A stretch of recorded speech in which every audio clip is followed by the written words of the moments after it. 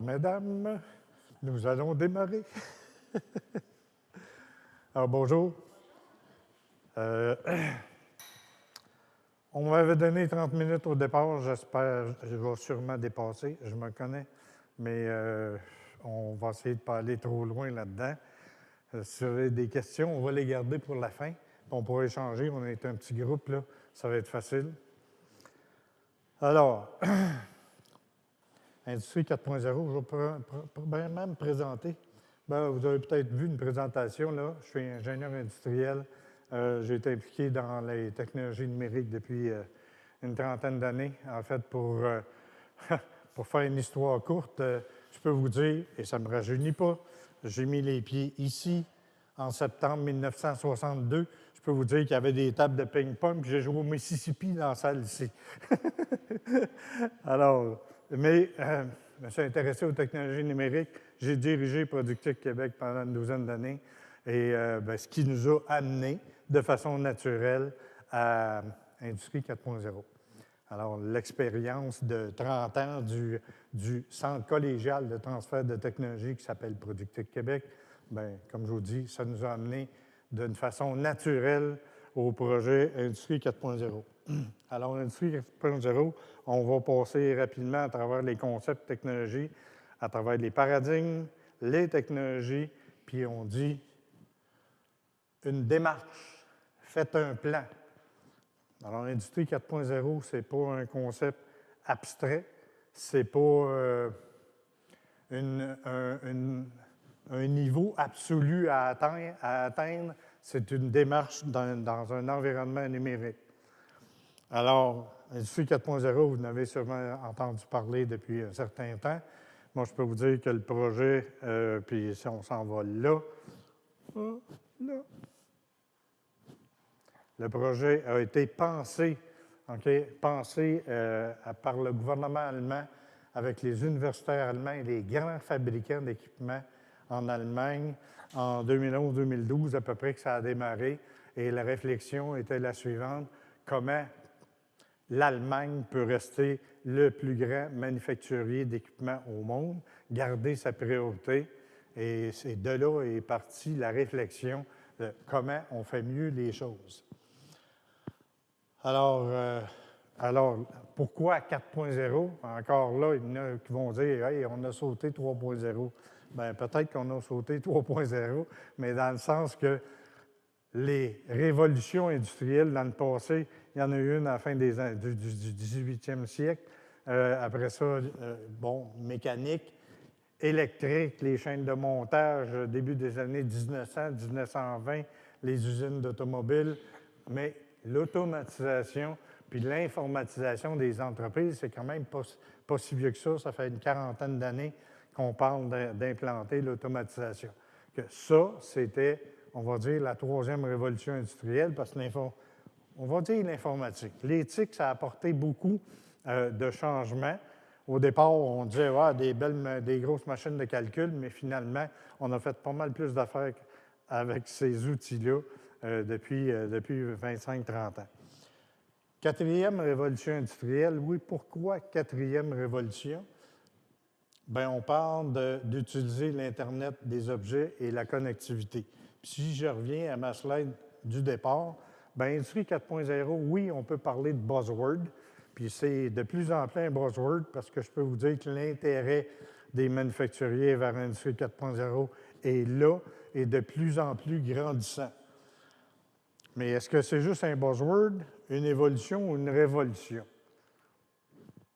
Si on va cheminer là-dedans, là, au niveau du concept d'Industrie 4.0, dans le fond, c'est quoi? C'est à l'aide de ces outils-là et de ces... Oh, j'ai-tu un pointeur là-dessus, moi? Oui. OK. À travers les robots autonomes, l'intégration des logiciels, des équipements de production, l'Internet des objets, le big data et de plus en plus, vous en entendez parler aussi, de l'intelligence artificielle. On n'est pas rendu là au niveau manufacturier, mais, tu sais, Industrie 4.0, ça va peut-être cheminer vers 5.0 et l'intelligence artificielle va sûrement en faire partie. Alors, c'est quoi? Bon, ben, en France, on parle d'usines du futur, aux États-Unis, Smart Factory, Smart Industry. Évidemment, l'Internet industriel des objets. Et dans la littérature, je veux dire, américaine, c'est beaucoup plus ça qu'on entend parler. Donc, c'est quoi Industrie 4.0? Si on parle de buzzword, d'évolution ou de révolution, bien, la révolution, là, elle va venir au niveau de la mise en place d'usines dites intelligence. Okay? Créer de l'agilité manufacturière, avoir de l'impact sur un modèle d'affaires. Et je vais y venir un peu plus loin là, quand on va parler de paradigme. Une allocation plus efficace des ressources. Et c'est une évolution naturelle par rapport à ce qu'on a connu. Puis là, on peut partir, mettons, au début des 50, 60, là, de la production de masse. Mais tous les concepts, les pratiques manufacturières qu'on voit là à l'écran, qu'on parle de Lean Manufacturing, Computer Integrated Manufacturing, c'est évidemment l'utilisation des ordinateurs à des fins de peut-être de gestion de production. Si on recule au début des années 80, on avait les systèmes MRP 1, Material Requirement Planning, mais ça a évolué. Puis aujourd'hui, on parle de système ERP.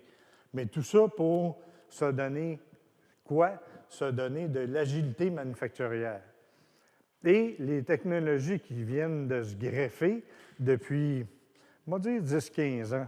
Tu sais, Internet, ça a commencé par, hey, on est capable de chatter sur Internet, transiger, transférer de l'information. Sauf que ça n'a pas sauté dans le monde industriel rapidement. Moi, je peux vous dire qu'au niveau des technologies numériques, là, on a une expertise en équipement CNC, par exemple, chez nous. Bien, si on recule une quinzaine d'années en arrière, tu voulais downloader des programmes dans un contrôleur de machine, bien, des fois, j'ai vu prendre des disquettes, mettre le programme sur une disquette, aller sur le bord de la machine, puis rentrer la disquette dans le contrôleur de la machine. Après ça, ça a été avec des câbles RS-232. Puis aujourd'hui, bien, les câbles Ethernet ou même Wi-Fi. On parle de réseau d'entreprise. Et ça a apporté une plus grande flexibilité au niveau de la connectivité, entre autres. Et évidemment, bon, bien, les outils qui sont inhérents au concept d'industrie 4.0, bien, on va parler de logiciels, puis les logiciels, on a une liste d'acronymes là que vous connaissez ou pas. Il y en a qui sont plus connus que d'autres, comme le dessin, la programmation des CNC. Mais si on regarde les systèmes MES, par exemple, les systèmes de Manufacturing Execution System, bien, au Québec, ce n'est pas présent beaucoup encore, et ça va peut-être prendre plus d'emphase que les systèmes, même que les systèmes ERP. Mais quand on parle de système ERP, on parle de connectivité de data. Moi, je peux vous dire, j'ai déjà fait un commentaire à Dominique Anglade, dire quand je rentre dans une PME au Québec, là, bien, des fois, je rentre dans le tiers-monde manufacturier, le tiers-monde numérique. Tu sais, tu rentres dans une entreprise, puis il y a le logiciel comptable, simple comptable à Comba, puis la suite Office. Alors, au niveau intelligence d'affaires, là, on n'ira pas très loin avec ce genre d'outils-là. C'est ça que j'appelle le tiers-monde numérique. Et parmi les autres outils, bien évidemment, on a tous les équipements à commande numérique. De plus en plus de robots et, plus récemment, les cobots. Je peux vous dire que l'année passée, j'étais au salon à Hannover, en Allemagne, et toutes les compagnies de robots étaient présentes à ce salon-là d'automatisation. Et tous les robots qui sont là, je pense qu'il n'y avait pas un robot traditionnel. C'était tous des cobots qu'il y avait là. Tous les manufacturiers se lançaient dedans, des robots à un bras ou à deux bras, mais qui sont capables de travailler dans un environnement non sécurisé, c'est-à-dire directement à côté d'un opérateur. Autre élément d'Industrie 4.0, les automates et les capteurs. Et ça, c'est un gros, je dirais, peut-être un des gros éléments. Pas un gros élément parce que c'est nouveau, parce que tout ce que je vous montre là, les logiciels, les machines à commande numérique, les robots et même les automates et les capteurs, il n'y a pas de révolution là. On est juste dans un monde d'évolution technologique. Par contre, au niveau de la connectivité de ces choses-là ensemble, hop, là, peut-être que ça vient de changer. si on parle des automates, il y a 15-20 ans passés, puis un automate aujourd'hui, bien, un automate, c'est une petite boîte grosse comme ça, mais c'est un ordinateur qui est capable de faire des communications bilatérales, d'avoir ses propres routines programmées à l'intérieur de la petite boîte en question. Alors, au niveau du partage de l'information, ça vient d'apporter des éléments beaucoup plus grands qu'avant. Et quand je vous disais, on a sauté 3.0, bien, si on regarde au niveau des entreprises manufacturières aujourd'hui, les PME manufacturières, si je dis on a sauté 3.0, c'est parce que la présence d'automates et de capteurs, là, mettons qu'il n'y en a pas gros. Dans les environnements manufacturiers, process, pharmaceutiques, l'alimentaire, etc., bon, des systèmes, des automates sur les papetières, des automates sur les, sur les systèmes de production, eux autres, ils en ont depuis de nombreuses années. Mais dans les environnements de manufacturier discret, discrete manufacturing, que ce soit des ateliers d'usinage, fabrication de meubles, portes et fenêtres, etc., bien là, ces éléments-là, peut-être qu'on les retrouvait moins.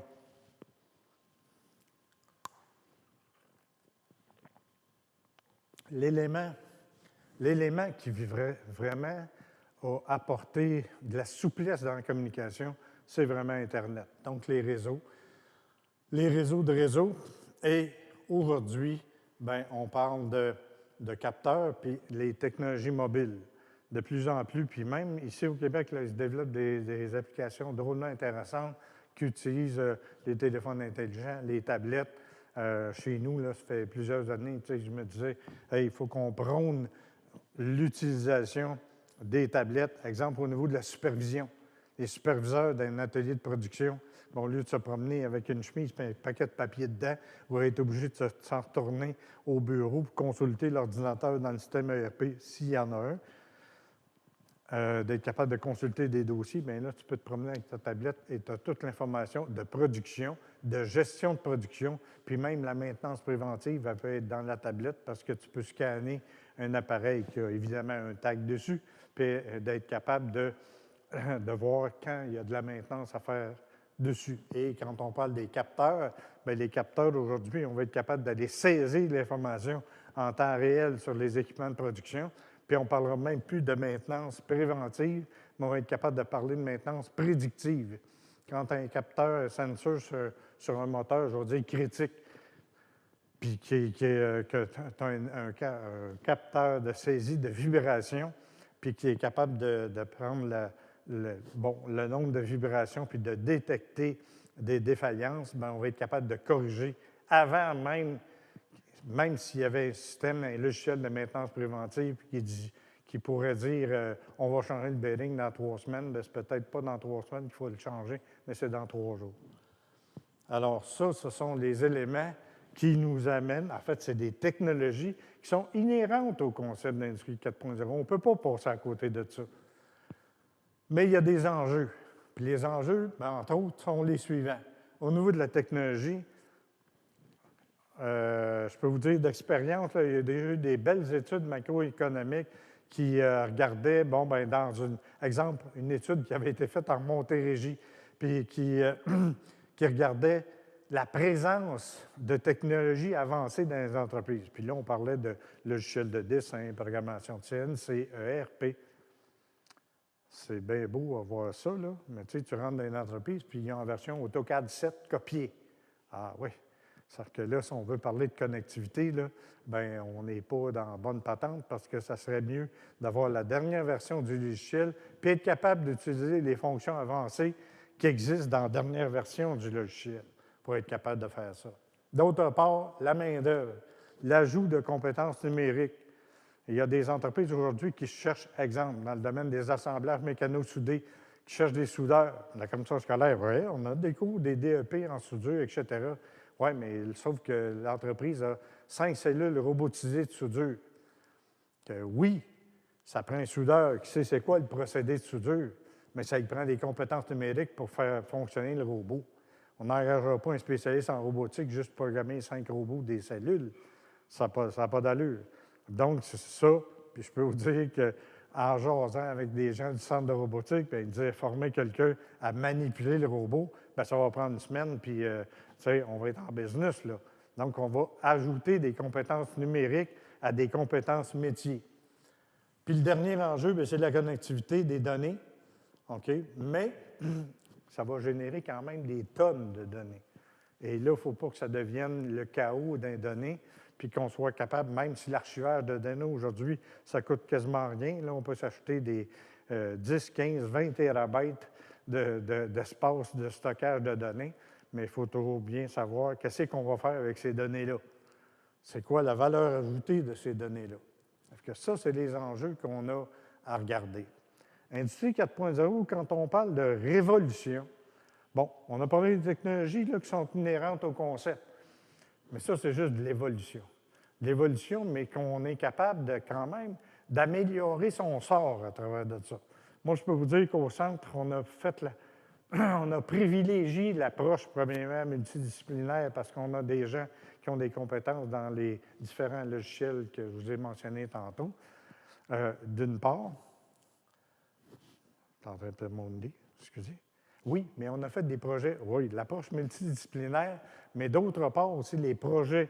Bon, dans un centre de transfert, là, on fait de l'aide technique, puis on fait de la recherche appliquée. Bien, je peux vous dire que des projets de recherche appliquée avec partenaires industriels, là, ça fait au moins une dizaine d'années qu'on fait des projets qu'on appelait pour augmenter la productivité, c'est notre mission, à l'aide des technologies numériques. Ça fait qu'on a fait des ponts entre des applications de dessin, programmation de CNC, dessin, système ERP. Oui, on augmentait la productivité, mais pas nécessairement avec encore une approche systématique. Et vous connaissez tous le Lean Manufacturing. Bien, les principes du Lean, on peut les appliquer au traitement de l'information numérique. Donc, avoir de l'information en flux tendu, puis être capable d'éliminer de la redondance dans de l'entrée de données. Tu sais, quand on travaille avec des fichiers de multiples fichiers Excel dans une entreprise, bien, la redondance d'entrée de données, mettons qu'on sait ce que c'est. Tu rentres dans le fichier, tu rentres le data d'un autre fichier, etc., puis il n'y a rien de connecté. Donc là, est-ce qu'on est lean? On n'est vraiment pas lean. Alors, ce qui change, c'est vraiment qu'on peut dire qui fait que c'est une révolution industrielle, c'est les changements de paradigme. Et dans ce cadre-là, je peux vous dire qu'il y a un brillant monsieur français qui s'appelle Max Blanchette, un consultant chez... bon, je ne me rappelle pas de la firme, c'est pas grave, mais qui a sorti ces 7 paradigmes-là, dont le premier, la fabrication personnalisée à des coûts de fabrication de masse. Et là, on parle vraiment de traitement lean, puis de personnaliser du produit dans des environnements engineering to order, par exemple, où on a du dessin, de l'ingénierie à faire avant de lancer des bons de travail en production.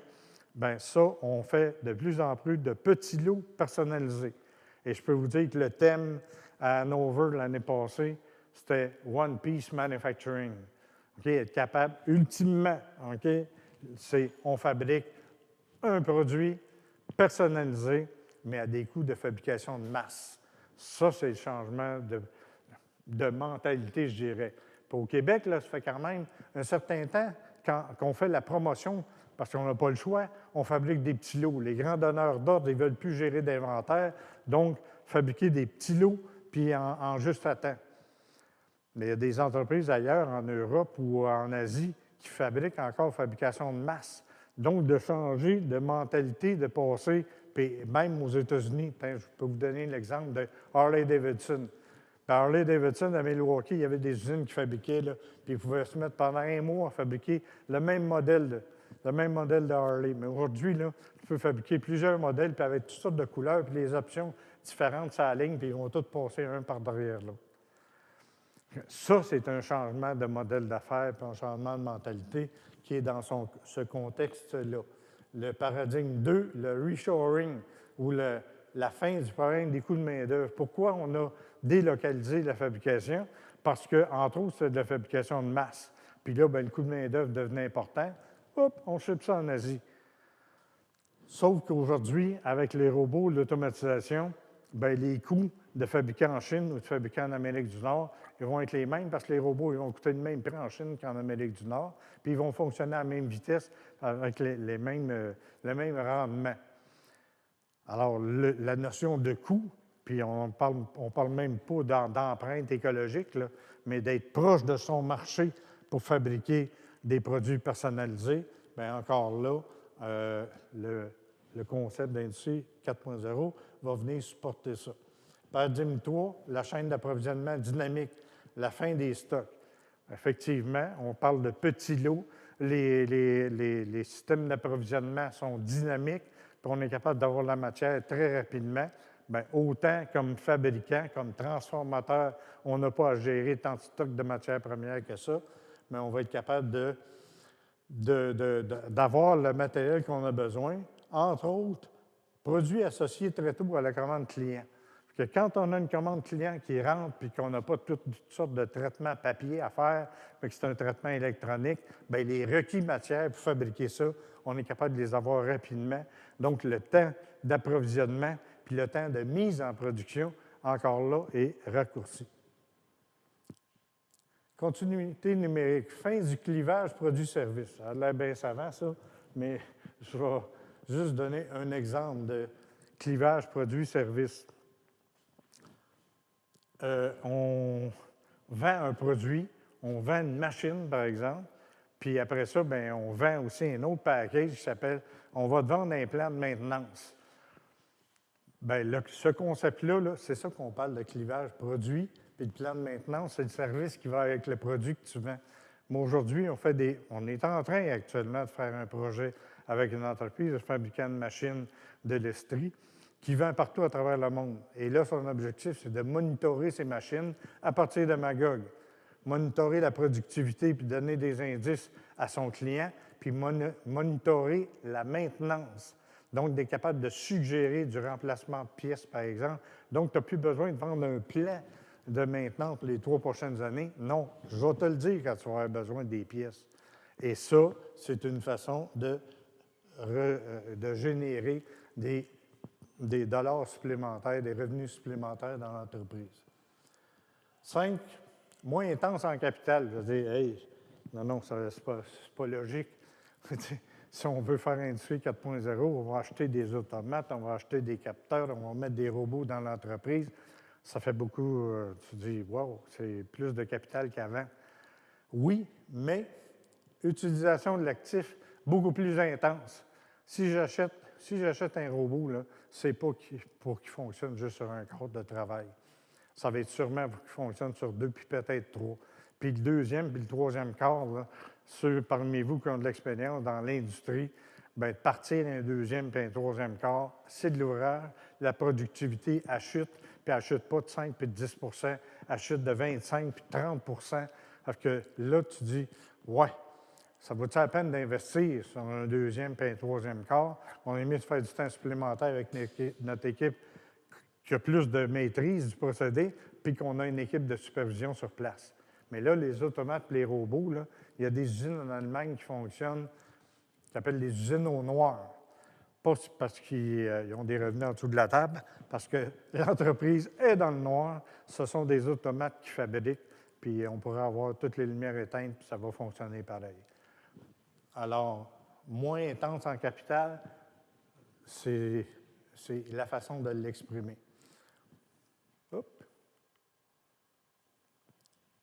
OK. Équipe apprenante. Fin du taylorisme. Les vieux ingénieurs industriels comme moi, là, bien, ils savent c'est quoi le taylorisme.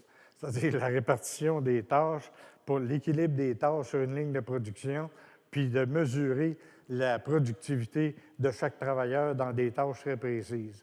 Aujourd'hui, avec le partage de l'information, puis la saisie de données en temps réel, on veut quoi? On veut de l'information qui est partagée non seulement avec l'équipe de supervision, la direction de production, mais que les opérateurs sur la ligne de production aient l'information sur la productivité en cours durant la journée. Alors, c'est pour ça qu'on voit de plus en plus d'écrans dans des entreprises et les indicateurs de performance sont là. Donc, on est capable d'apprendre, puis il y a des solutions qui sont développées là, au Québec, puis je ne veux pas vendre je ne vends pas de produits, puis je ne vends pas de logiciels, là, mais une application qui a été développée. Si ma mémoire est bonne, c'est les biscuits Leclerc. En tout cas, qui s'appelle Poca. Et Poca, c'est un Facebook, ou enfin un réseau social industriel qui permet à certains membres d'équipe, pas nécessairement tout le monde qui a une tablette puis qui a une connexion sur le net, mais qu'on soit capable de partager, comme Facebook, de partager de l'information pertinente aux procédés sur lesquels on travaille. Et ça peut être de l'information au niveau de la qualité, au niveau du rendement machine, etc. Puis qu'on soit là, l'information est partagée avec les membres de l'équipe, avec les gens de la maintenance, le superviseur, le directeur de production. Tout le monde a accès à l'information en même temps. Mais ça change quoi, ça? Ça fait passer une entreprise du stade de l'entreprise, je vais dire Taylor, que le superviseur dit à l'employé qu'est-ce qu'il a à faire, donne des instructions, puis c'est ça que tu fais, puis that's it, that's all. Tu fais ça pendant 8 heures de temps. Passer au stade d'entreprise responsabilisante, on crée des équipes, puis bon, OK, on veut impliquer l'opérateur, le travailleur dans sa tâche, mais là, on est rendu un stade plus loin au niveau des équipes apprenantes. Donc, l'information est partagée, puis elle est partagée même avec les opérateurs qui collaborent, qui transfèrent l'information en fonction, en vue d'avoir un système de fabrication productif et efficace.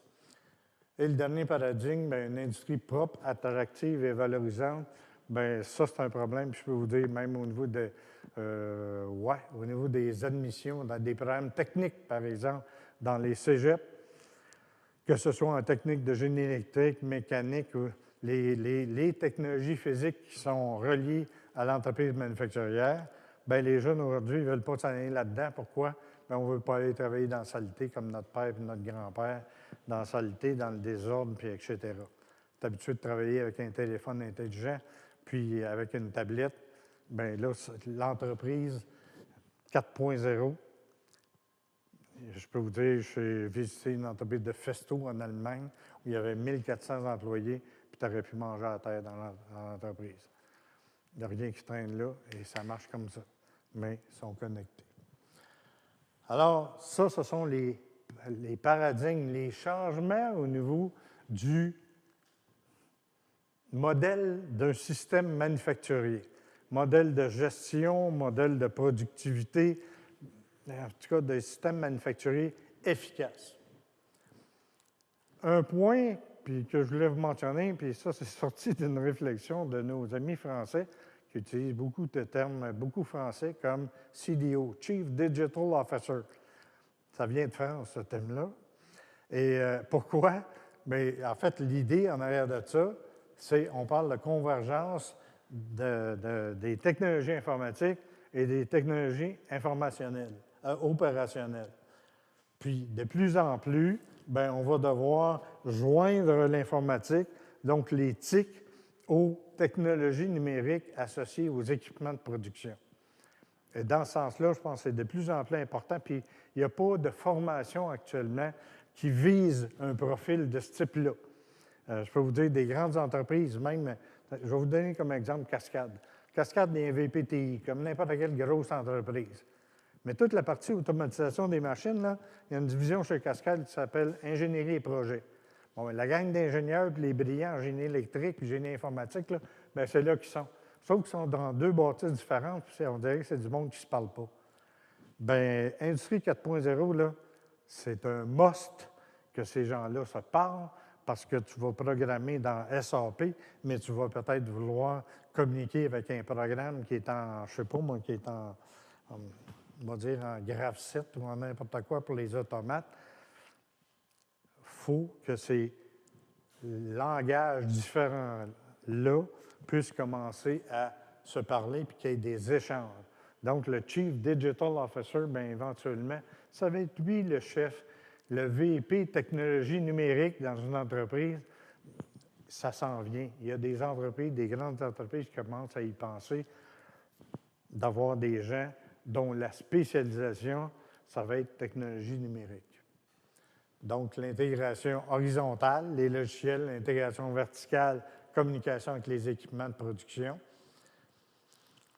c'est la base de l'Industrie 4.0. Ce n'est pas juste du logiciel, puis du logiciel administratif, des CRM, puis oui, ça existe, mais c'est aussi toute la partie machine.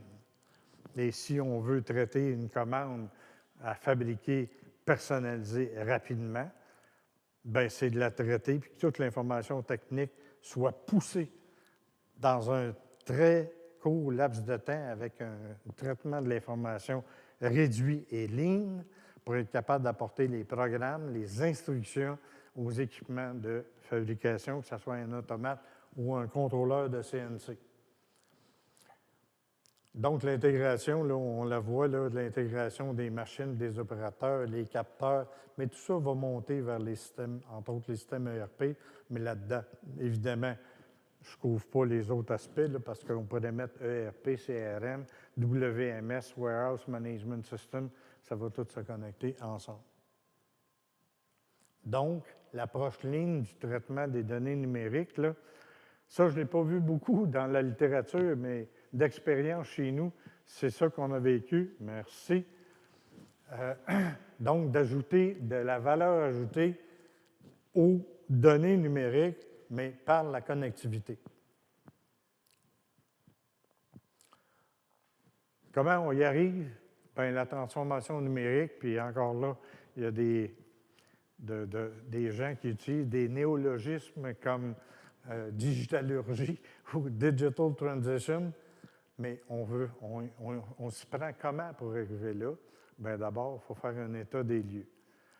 Et l'état des lieux, ça veut dire quoi? Bien, ça veut dire, dans un premier temps, un inventaire des actifs numériques, un audit des technologies numériques. Puis quand je parle d'audit, je parle de lien avec les processus d'affaires de l'entreprise et établir un plan numérique et son déploiement. D'expérience, les technologies numériques, là, si on recule 25-30 ans, beaucoup d'entreprises, de PME en particulier, ont acquis des technologies numériques, des logiciels, dessin, programmation de CNC, un robot, une CNC. Mais chacun de ces éléments-là a souvent été utilisé en silo par les utilisateurs dans ce processus d'affaires-là de l'entreprise. Et là, bien, il faut aller plus loin que ça, puis d'avoir une vision globale des actifs numériques. Puis quand on parle de plan numérique, bien, à l'exemple ou à l'analogie d'un plan stratégique d'entreprise ou d'un plan d'affaires, bien, on se donne un plan d'affaires pour se donner des actions, un plan d'action qui va nous permettre de progresser avec les objectifs de croissance qu'on se donne. Bien, le plan numérique, c'est à cette image-là d'avoir une vision globale des actifs, donc des technologies numériques de l'entreprise, que ce soit des logiciels ou des équipements, puis de mesurer ça au niveau de la maturité numérique. Okay. L'inventaire des actifs numériques, bon, bien, juste en faire rapidement, on a parlé de logiciels, de machines, l'infrastructure. Ça a l'air de rien, là, mais l'infrastructure Wi-Fi, exemple, dans une entreprise, dans un atelier de fabrication, bien, des fois, il y a des gros moteurs, puis ça peut créer de l'interférence. Juste au niveau de l'infrastructure interne de l'entreprise, il faut s'y pencher. Puis externe, bien, il faut s'y pencher aussi. Puis je peux vous dire que le gouvernement du Québec avait un programme, Québec branché, entre autres. Puis il y a des très belles entreprises en région. Des fois, là, j'ai tendance à dire, s'ils vendent trop fort, ils perdent le signal. Bien, si tu veux être Industrie 4.0 puis tu es au lac et de chemin en Beauce, bien, il faut que tu sois capable d'opérer autant que si tu étais à Ville-Saint-Laurent ou à Boisbriand, parce qu'on est plus proche. Alors, les robots, les automates, les capteurs, mais en fonction de quoi, quand on fait l'inventaire des actifs, bien, je vais parler des enjeux tantôt, là, technologie, maîtrise et compétences, la main-d'œuvre, puis connectivité, bien, c'est à la lumière de ces éléments-là qu'on va évaluer c'est quoi nos forces et faiblesses au niveau numérique pour marier notre système d'information à notre plan stratégique d'entreprise. L'inventaire, bien, ça, c'est des formulaires un peu qu'on a développés simples. Là, on dit, OK, au niveau des logiciels, bien, les versions de logiciels, l'année de mise en service, les dernières mises à jour, puis on pourrait aller au niveau de la maturité, de la maîtrise aussi. Tu sais, exemple, là, on a des destinateurs ou un programmeur de CNC. On a un programmeur de CNC. Puis souvent, là, on a vu ça dans des PME, il y a juste lui qui programme les CNC. Puis là, il se crée un petit royaume. Puis le pro en programmation, bien, il y en a un qu'un, puis c'est lui. Sauf que quand tu fais un audit par un spécialiste, puis chez nous, on a des spécialistes comme ça, bien, tu t'aperçois que le degré de maîtrise, là, il est so-so. Merci. Alors, ça, c'est important parce que peut-être que dans notre plan, bien, on va avoir de la formation à faire, de la formation continue ou avec des consultants externes. La même chose au niveau des équipements à commande numérique, qu'on les passe tous. Puis quand on dit équipement à commande numérique, aujourd'hui, c'est tout ce qui a une adresse IP. Parce que ça peut être une imprimante sans fil, mais ça peut être un téléphone IP aussi. Un téléphone IP, il fait partie des actifs numériques de l'entreprise. Puis aujourd'hui, on est capable d'avoir de l'information directement quand on répond avec le numéro de téléphone. La fiche client s'affiche à l'écran, puis tu es capable d'avoir accès à l'information comme ça. C'est ça, Industrie 4.0. Alors, l'audit, bien, il va, en fonction des processus d'affaires, que ce soit gestion, administration, gestion de la production, va déterminer le degré de processus numérique au niveau d'un de ces processus d'affaires-là. Puis encore là, d'être capable d'évaluer, on va mettre où nos priorités. Puis le plan numérique, bien, en fonction du modèle d'affaires de l'entreprise et les orientations, les 3 orientations suivantes, l'amélioration de la productivité, c'est tout ça qu'on veut faire avec Industrie 4.0, réduction du temps de réponse client ou l'amélioration du service à la clientèle. Ça peut être un des 3, mais ça peut être un joyeux mélange des 3 aussi, qui va faire que l'ensemble de nos technologies numériques va viser des objectifs de croissance dans chacune de ces 3 orientations-là. Et les actions apportées à l'intérieur du plan numérique, bien, on va se pencher sur est-ce qu'on a des choses à acquérir, que ce soit des sensors, un robot, un logiciel, des projets de connectivité. Ça, déjà, là, quand on a un certain nombre d'actifs numériques, juste travailler sur la connectivité dans un premier temps, je vous ai parlé du traitement en ligne de l'information. Bien, si on connecte des logiciels entre eux ou des logiciels avec un équipement de production, bien oui, on va faire des gains. On peut faire des projets de connectivité, puis on va faire des gains de productivité, évidemment. Puis l'acquisition de compétences, il ne faut pas négliger cet aspect-là. Avec les 30 ans d'expérience qu'on a au centre, d'aider des entreprises à acquérir des technologies numériques, souvent, le budget qui est rogné le plus, c'est le budget de formation. Puis après ça, on se demande pourquoi on n'a pas le payback qu'on s'attendait sur la technologie. Mais la formation, c'est ça qui fait qu'on va maîtriser, qu'on va s'approprier la technologie, puis qu'on va en tirer les bénéfices auxquels on s'attendait. Donc, les bénéfices, réduction de coûts, meilleure utilisation des actifs, productivité, amélioration de l'expérience client et même de la sécurité. Mais plus de rapidité dans le traitement d'information, l'information de meilleure qualité et gestion ligne de l'information, agilité. Industrie 4.0, là, ça va amener de l'agilité dans un système manufacturier. Donc, l'intégration des technologies de l'information et de l'automatisation, bien, ce sont les bases. Et le BI, c'est le prochain step. Je n'ai pas parlé beaucoup, mais Business Intelligence, c'est bien beau avoir un paquet de logiciels, des systèmes intégrés, des capteurs qui sont sur le plancher. Tout ça, ça amène du data. Mais il faut donner de l'intelligence. Et la connectivité, on est intelligent parce qu'on a des neurones qui font des associations. Bien, c'est la même chose là-dedans. Le BI, là, il va apporter de l'intelligence, une meilleure réactivité par rapport à la demande client, par rapport au système de fabrication. Et c'est ça qui va créer de l'intelligence manufacturière. Merci beaucoup de votre attention. Mon chum en arrière est...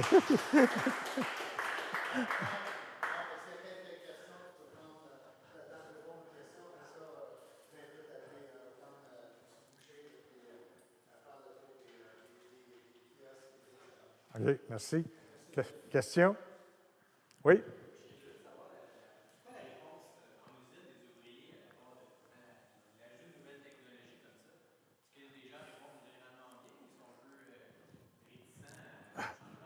la résistance au changement, là, tu en as tout le temps. Okay? Ça fait partie de la game quand tu introduis une nouvelle technologie, un nouveau système, une nouvelle approche. Il y a toujours du monde qui sont résistants. Là, c'est sûr, si on parle d'automatisation, puis on parle de technologie numérique, bien, tu sais, moi, j'ai des petits-enfants, là, qui ont 1 an et demi, 2 ans, puis sur l'iPad, là, ils sont capables de te montrer les photos de la dernière fête qu'on a faite.